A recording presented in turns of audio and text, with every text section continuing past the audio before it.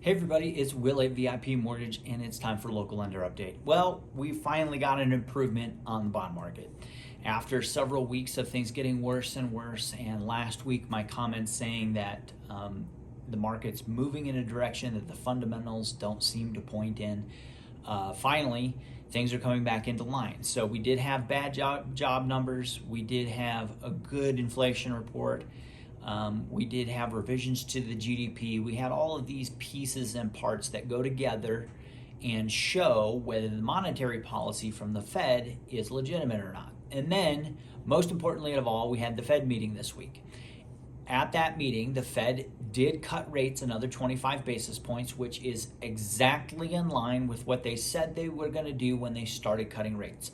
If you remember, when they started cutting rates, a lot of the expectations and the questions swirling around that policy decision are, okay, how much more are you going to cut? What's your time frame look like? What are the big picture things that you see going on in the economy? And at that time, the Fed said they plan to cut 50 more basis points in 2024. So what they did yesterday is no surprise at all, and it leaves them exactly a conservative amount of room to cut another 25 basis points in December.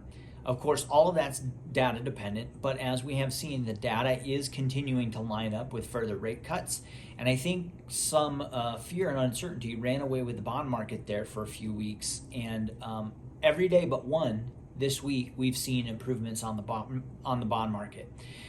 So I think we're going to see a little bit of a rebound. Not trying to predict the future here, but when we look at the data versus what actually happened, I think some of that's going to settle out, mainly because of what the Fed did and said at their meeting, which continues to line up with a consistent, steady, conservative path forward for interest rates for the rest of the year.